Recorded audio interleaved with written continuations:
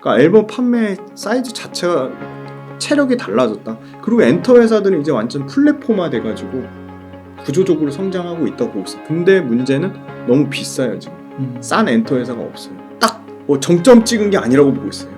정점으로 막 열심히 달려가고 있는 중이기 때문에 그 부분 충분히 주가에 반영될 거라고 보고 있습니다. 2차 전지 당연히 말씀드릴 거고요. 먼저 말씀드릴 건 미디어 엔터예요. 네. 미디어 엔터는 특히 엔터가요. 네. 뭐 걸그룹이나 보이그룹에 관심 있으세요? 좀 아세요? 뉴진스인가? 네, 맞아요. 뉴진스가 대세입니다. 네. 지금 10대는 뉴진스라고 읽고요, 10대는 뉴진스라고 말합니다. 진짜 그 정도로 엄청납니다. 20대도 마찬가지고. 근데 일단 그 미디어, 그러니까 컨텐츠 쪽하고 엔터로 나눠서 말씀드리면, 일단 주가가 일단 굉장히 좀 견고해요. 특히나 엔터가 그렇습니다. 그러니까 안 빠져요. 그러니까 그 하방 경직성이 강화되어 있다고 말하는데 안 빠지고요. 그리고 두 번째는 P와 Q, 가격이랑 물량이 동시에 증가하고 있어요. 일단 물량은 어떤 게 있냐면요, 기존에 없었던 소위 말하는 그 비대면 콘서트에서 이제 본격적으로 올해부터 오프라인 콘서트가 이제 나올 것으로 예상되는데, 오프라인 콘서트가 글로벌적으로 나옵니다. 그러니까 과거에 캐시카우는 일본이었는데 지금 진짜 재미난 거는 그 하이브가 히잡슨 아랍권을 뚫었어요. 아랍이 너무 재밌는 게 크리스찬 인구가 31%로 1등이고요. 크리스찬이시잖아요. 네. 저도 크리스찬입니다. 네. 야매긴 하지만 2등이 이슬람인데요. 크리스찬은 31%에서 정치되는데 이슬람은 폭발적으로 증가해요. 지금 24% 정도까지 올라온 걸로 알고 있어요. 신기하네. 근데 지금 가장 인구가 많은 나라가 중국 다음에 인도잖아요. 근데 인도가 지금 뒤집으려고 하고 있잖아요. 인도에 많은 이슬람 인구가 있고, 동남아에서 엄청나게 많은 인구 2억 4천 정도 되는 인도네시아가 또 이슬람이에요. 그리고 중동도 거의 대부분 이슬람이잖아요. 그래서 하이브가 뚫었어요. 그래가지고 다 히잡 쓰고 있고, 히잡 안 쓴 사람은 다 외국인 관광객이고, 거기서 뚫었는데 실제로 아마 이쪽 관련된, 거긴 또 술도 못 마시잖아요. 저기 이슬람권은. 그래서 이 중동을 뚫으면 이건 또 진짜 또 새로운 또 포텐이 터질 거라고 보고 있거든요. 그래서 콘텐츠도 그렇지만 이 음식료 쪽에서 삼양식품이 이런 아랍 관련돼서 모든 아랍과 관련된 율법에 따른 뭐 생산관리, 뭐 품질, 뭐 포장까지 가공 이런 걸 다 율법에 따른 법으로 음식료를 인증받아야 할랄이 인증받아야 되고, 약간 엮기로 샜는데 아무튼 아랍에 대한 그 아랍 인구의 확대의 중요성을 말씀드리기 위해서, 그래서 그 삼양식품이라는 데가 할랄 인증을 받아가지고 그 아랍에미리트에서 벌써 매출이 500억 이상 나와요. 이게 그냥 기하급수적으로 성장하는 거죠. 할랄 인증 받았으니까 500억, 800억, 1000억, 1500억 이렇게 가겠죠. 그래서 삼양식품이라는 회사가 원래 한번 공장 캐파 증설했다 한번 된통 뒤어가지고 공장은 엄청 증설하는데 안 지었잖아요. 근데 밀양에 작년에 6억 개, 연간 6억 개의 라면을 파는 공장을 지어놨어요. 아마 이 할랄, 이 소위 말하는 이슬람 인구를 대비한 게 아니냐. 그래서 이 소위 말하는 엔터도 그렇고 콘텐츠도 그렇고, 원래는 국내용이었다면 본격적으로 이제 엔터 같은 경우는 일본을 넘어서 지금 동남아시아 본무대인 미국을 진출했다는 거고요. 미국도 BTS만 간 게 아니고 뉴진스 같은 경우는 벌써 디토란 곡이랑 OMG인가? 그게 제목도 어려운데 그 노래 두 곡이 벌써 핫백에 들어갔어요. 지금 미국 그래서 이런 미국 진출한 아티스트가 점점 폭발적으로 늘어날 거고, 뭐 스트레이키즈도 진출했고요. 그다음에 앞으로 이제 뉴진스, 르세라핌 다 진출하셔서 진출하는 국가가 확대되니까 물량으로는 어마어마하게 증가하는 거죠. 그리고 작년에 어떤 뭐 이해관계에 따라 콘서트의 가격이 약간 오르지 못하고 정체 상태였다면, 오프라인 콘서트가 올해 같은 경우는 하이브뿐만이 아니고 JYP가 하는 콘서트도 약 가격이 10에서 20% 정도 단가 인상을 예상을 하고 있어요. 근데 단가 인상에 대한 저항을 안 받는 게 이 워낙 10대, 20대의 굳건한 팬덤, 글로벌 팬덤이 나는 굶더라도 내 아티스트의 앨범은 사줄 것이고 내 아티스트의 공연을 볼 것이다. 그리고 어떻게 보면 이게 진짜 엄청난 무슨 기술 경쟁력처럼 이 칼군무하고 이렇게 완전히 그 소위 말하는 기획된 그룹, 걸그룹이든 보이그룹이든 이렇게 잘 기획된 춤도 잘 추면서 노래도 잘 부르고 뭐 비주얼도 좋은 그 그룹이 저랑 비슷한 연배시니까 뭐 미국이나 뭐 이런 일본에서 그룹 중에 최근 들어서 막 이렇게 엄청나게 글로벌적으로 BTS나 뭐 이런 뭐 뉴진스급으로 활동하는 거 못 보셨을까? 네. 못 들어보셨을 거예요. 맞아요. 미국도 보면 대부분 가수 혼자 나와서 노래 잘하는 싱어송라이터가 많고 그래서 이런 그룹의 보이그룹, 걸그룹의 확장은 엔터사의 구조적 성장으로 볼 수밖에 없다. 그 자체도 어떤 특정 기업의 엄청난 뭐 제조기술 경쟁력처럼 엔터의 이 걸그룹 보이그룹을 양성하는 것도 엄청난 이 소위 말한 진입장벽을 갖고 있다 우리나라가. 그래서 그거에 대해서 좀 밸류에이션 좀 프리미엄을 줘야 된다 그렇게 보고 있고 그 다음에 엔터사도 다 각각의 플랫폼을 갖고 있어요.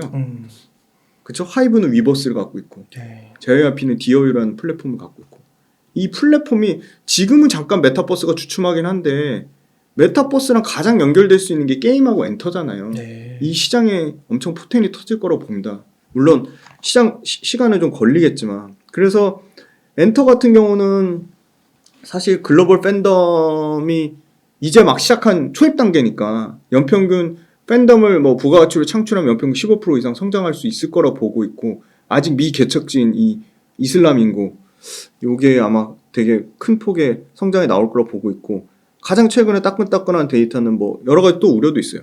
우리 대표적인 K-pop 아티스트의 유튜브 뭐 소위 말한 조회수가 좀 줄어드는 게 아니냐 뭐 해외 앨범 판매가 뭐 줄어드는 게 아니냐 그건 전혀 지금 그렇게 보고 있지 않고요.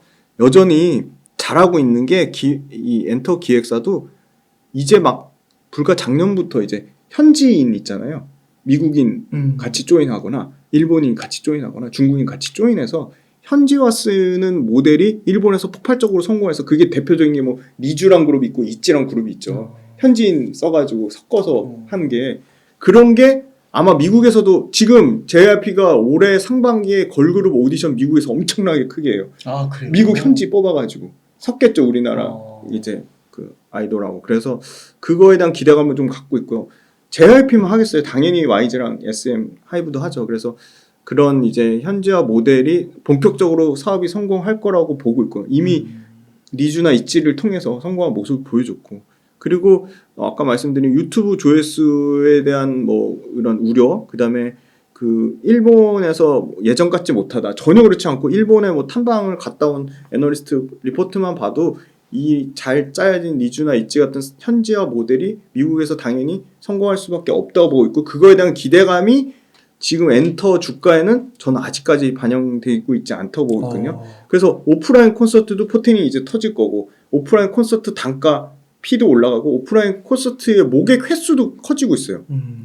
그게 단계별로 있는데요. 뭐 2만 모집하는 단계, 뭐 5만 모집하는 단계, 10만 모집하는 단계인데 지금 우리나라 그 아티스트가 일본이나 미국 가서 소위 말하는 돔투어하는 연예인 그 소위 말하는 저연차, 3, 4연차, 뭐 세븐틴 이런 관련된 뭐 TXT 이런도 고연차가 아니거든요. 다 5년차 미만 저연차인데 벌써 가가지고 3만짜리 돔투어하고 막 5만짜리 스타디움 투어하고 하거든요.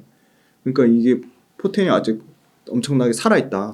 그리고 일본 가가지고 지금 압도적으로 지금 일본과 미국에서 실제 아까 탑백에 두 곡이나 올라간 지 새로 앨범 낸 지 뭐 초도 물량이 뭐 그 80만 장 이상씩 팔면서 아 진짜요? 예, 예.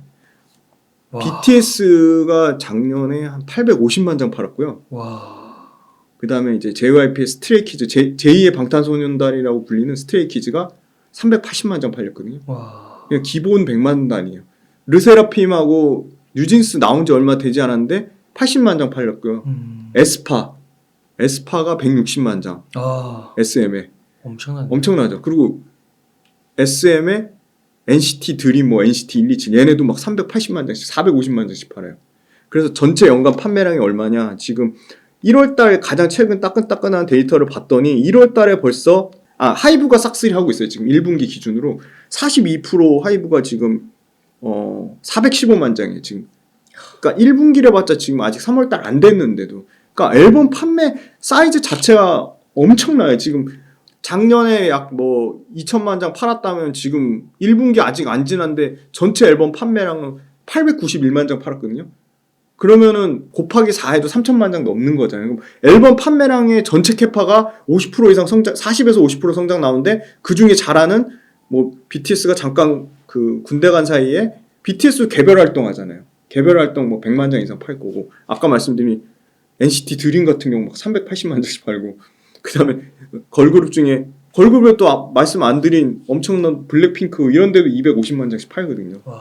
그러니까 앨범 판매 사이즈 자체가 체력이 달라졌다. 그리고 엔터 회사들은 이제 완전 플랫폼화 돼가지고 구조적으로 성장하고 있다고 보고 있어요. 근데 문제는 너무 비싸요 지금. 싼 엔터 회사가 없어요. 싼 엔터 회사가 없는데 최근 하이브가 SM 인수하겠다고 했잖아요.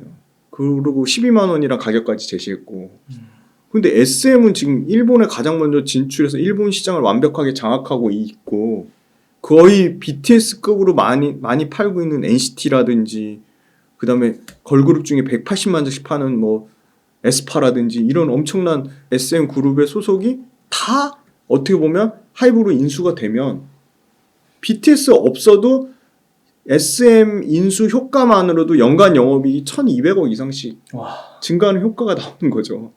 그러면 서로 장점이 더 많겠죠.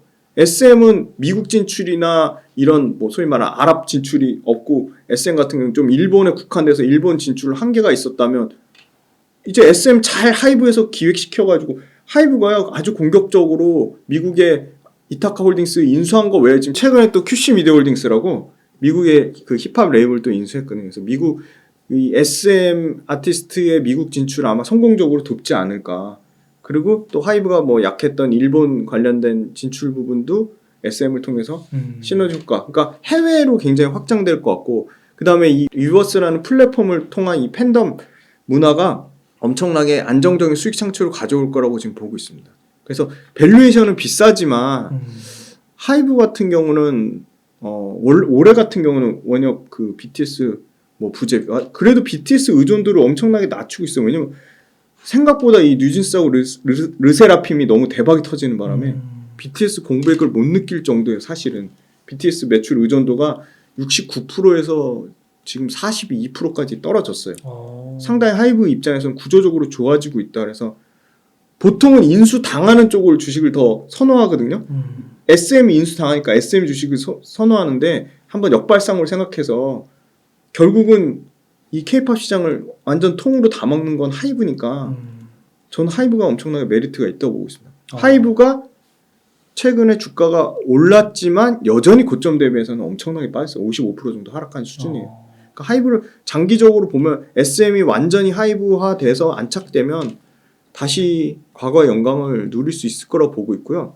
올해 같은 경우 한 1조 8천억대 매출 작년보다 최소한 15% 이상 감익할 거라고 봤는데 지금 SM 얘기 나오면서 다시 플러스로 매출이 증가하는 걸로 보고 있고요. 영업이익도 뭐 2,300억 대니까 엄청나게 돈 잘 벌고 있습니다. 지금. 와 그렇군요. 네. 그래서 미디어 엔터는 과거에 뭐 연예인 뭐 와약해가지고 휘청하는 거 아니에요. 그렇게 보시면 안 되고요. 이건 완전 시스템 플랫폼화된 거고 괜히 K컬처가 아니라고 보고 있습니다. 야 그렇구나. 이거 처음에 엔터주 주목할 때만 해도 이렇게 될 줄 상상을 못했는데요. 그쵸. 그냥 한때에 그냥 한류형 열풍 맞습니다. 정도로 끝날 줄 알았는데 이게 이렇게까지 되네요. 근데 이제 딱 뭐 정점 찍은 게 아니라고 보고 있어요.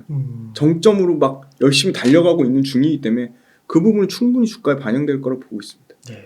그럼 앞으로 업사이드가 어느 정도 열려 있는 거라 보세요? 저는 음반 시장이 오프라인 그리고 이 중국에 대한 기대감이 전혀 반영이 안 돼 있어요. 지금 주가에. 중국 좀만 터지면 중국도 뭐 한 못해도 1,000억 시장은 되잖아요. 그러면 1,000억 시장이 만약에 중국 리오프닝이 3월달에 이제 양회 이후 본격적으로 이제 중국도 이제 지금 진통을 겪고 있잖아요. 그럼 6개월 안에 코로나 우리도 보니까 리오프닝 6개월 정도 오면 완전히 이제 거의 이제 일상생활이 됐잖아요. 그러면 중국에 대한 기대감을 반영을 안 한다 치더라도 일본하고 동남아랑 뭐 이제 미국에서 가시적인 성과가 나오고 아까 말씀드린 이 중동권 이거 포텐 터지면 썸네일을 자극적으로 잡으실까 봐 너무 걱정되긴 하는데 저는 하이브만 봐도 하이브가 제일 덩치 큰데 7조 8천원 이런데 하이브 2배 가지 않을까요? 좀 세게 잡겠습니다. 뭐 5년을 들고 있으면 한 3배 가지 않을까요? 5년 잡으면. 네. 와 엄청나네요. SM 그리고 12만 원 비싸게 산 거 절대 아닙니다. SM의 가치는 하이브가 싸게 잘 산 것 같아요. 아 그래요. 네. 물론 카카오가 싸게 살라고 계속 7만 원대부터 어. 단가를 후려쳤는데 그건 카카오가 엔터업계에 있던 그게 아니고 대기업이 들어오니까 하이브 입장에서도 짜증 난 거죠. 네, 그래서 SM 그 이수만 프로듀서의 백기사 나선 거고 하이브가 다 먹으면 하이브의 지금 가치의 최소한 3배 이상의 가치는 봐야 된다고 보고 있습니다. 그러니까. 오히려 SM보다. 지금 다시 2차전으로 들어갔다고 네. 뭐 그런 뉴스가 네. 나오더라고요. 지분 경쟁하면 SM을 가진 주주들 입장에선 더 많이 주는데 비싼데 팔면 되고요. 하이브 가진 분들이 만약에 이런 이슈 때문에 하이브 주가가 빠지면 저는 더 모을 기회라고 보고 있습니다. 하이브요? 네, 오히려 SM보다 하이브가. 와, 네. 그렇군요. 야, 이거 엔터주 진짜 어떻게 해야 되나 이거. 와, 관심이 가면서도. 네. 무섭잖아요. 네. 근데 이거 너무 심플한 게 10대들이 어떤 음악 좋아하고 네. 이제 자녀를 키우시니까 그 자녀가 커가면서 어떤 아티스트를 좋아하는지 알면 거기 돈이 보입니다. 진짜. 그래서 저도 10대들하고 친해지려고 노력을 하고 있습니다.